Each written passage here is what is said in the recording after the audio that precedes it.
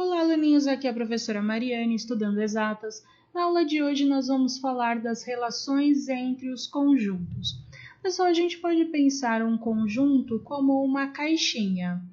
Dentro da caixinha nós temos objetos ou, nos chamados conjuntos, os elementos. Vamos supor que dentro dessa caixinha eu tenho os números 1, 2, 3 e 4. Na linguagem matemática, eu posso representar essa caixa como um conjunto. Por exemplo, eu chamo essa caixa de A, eu vou representar o conjunto A. Então, eu coloco A é igual. Para representar o conjunto, eu coloco chave na linguagem matemática, coloco os elementos dessa caixa, desse conjunto aqui dentro. Então, 1,2, 3 e o 4 também. Coloquei todos os elementos aqui, fecho chave, fecho meu conjunto. Então, aqui está escrito em linguagem matemática, o conjunto A tem os elementos 1, 2, 3 e 4. Percebam que esse conjunto é limitado, ele tem fim. Então, é o que nós chamamos de conjunto finito. Agora, vamos supor que eu tenha um conjunto B formado pelos números naturais. Nós vimos que os números naturais são, então eu coloco o conjunto B, abro chave, 0, 1, 2, 3 e assim por diante. O conjunto dos números naturais tem começo, mas não tem fim. Para representar a continuidade aqui, eu coloco 3 pontinhos, fecho o meu conjunto. Então, aqui o meu conjunto B, ele não tem fim, ele é um conjunto infinito.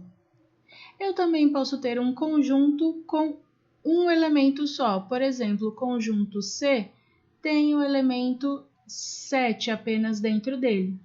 Esse é um conjunto chamado de conjunto unitário.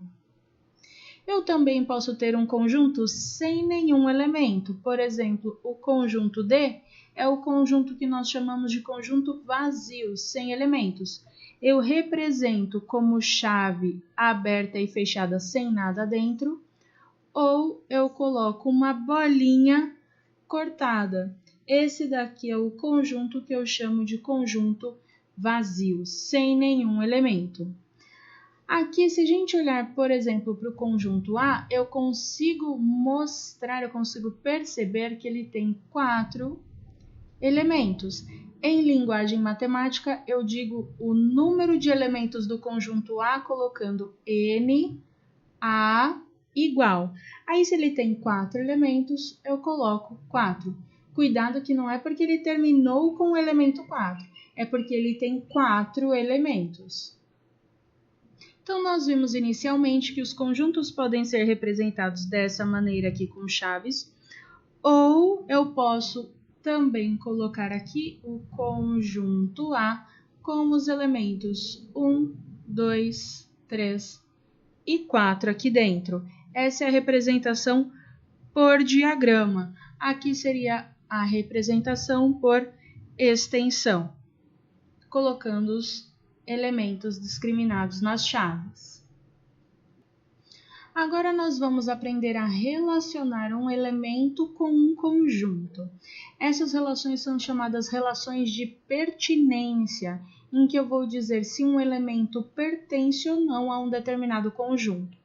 Para isso eu vou usar estes símbolos aqui. Esse primeiro é o símbolo que representa pertence.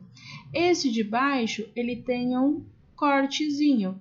Ele representa não pertence.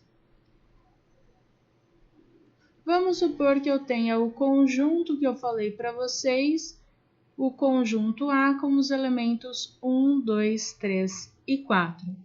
Eu posso relacionar elemento e conjunto, então vou fazer a relação entre o 2 e o conjunto A, entre 1 e o conjunto A, entre 0 e o conjunto A. Vamos lá. O elemento 2, ele está dentro do conjunto A? Sim, olha o 2 aqui, ó. Então, eu vou dizer o 2 pertence ao conjunto A. E o 1 também está aqui dentro do A. Eu digo 1 pertence ao conjunto A. E o 0? Dentro do A não tem 0. Então, eu digo 0 não pertence ao conjunto A. É dessa maneira que a gente representa ou relaciona elemento e conjunto, sempre com pertence ou não pertence. Agora, se eu quiser representar ou relacionar dois conjuntos, se um conjunto está dentro do outro ou não, eu não posso usar as relações de pertinência, eu não posso usar pertence ou não pertence. Eu preciso usar as relações de inclusão. Digo se um conjunto está dentro do outro ou não. Para isso, eu uso os símbolos que eu estou colocando aqui na tela para vocês. Esse primeiro, que é semelhante a um Czinho, ele representa está contido. E se ele tem um tracinho, ele representa não está contido. Agora, se eu coloco o Czinho ao contrário e se eu coloco um tracinho, aqui então representa contém e como tracinho não contém. Pessoal, subconjuntos, eu posso dizer que são conjuntos menores de um conjunto maior. Então, a gente está falando sempre aqui do conjunto A com os elementos 1, 2, 3 e 4. Eu posso pensar que eu tenho o conjunto B, que tem os elementos 2 e 3. Então, B é um subconjunto de A. B é um conjunto dentro de A. Se eu for relacionar o conjunto B e o conjunto A, eu preciso usar as relações de inclusão que a gente está aprendendo agora. Eu não posso dizer o conjunto B pertence ao A, porque B não é um elemento, é um conjunto, tudo bem? Então, aqui, se eu for relacionar o B e o A, bom, o conjunto B está dentro do A. Então, eu não digo que o B contém o A. Quem contém alguém é maior. O B está dentro do A, o B está contido no A. Então, eu coloco B, esse símbolo do Czinho que indica que está contido no A. Da mesma forma, se eu tivesse A e B, se eu invertesse a ordem, o A é maior, ele tem dentro dele o B. Então, o A agora sim contém o B.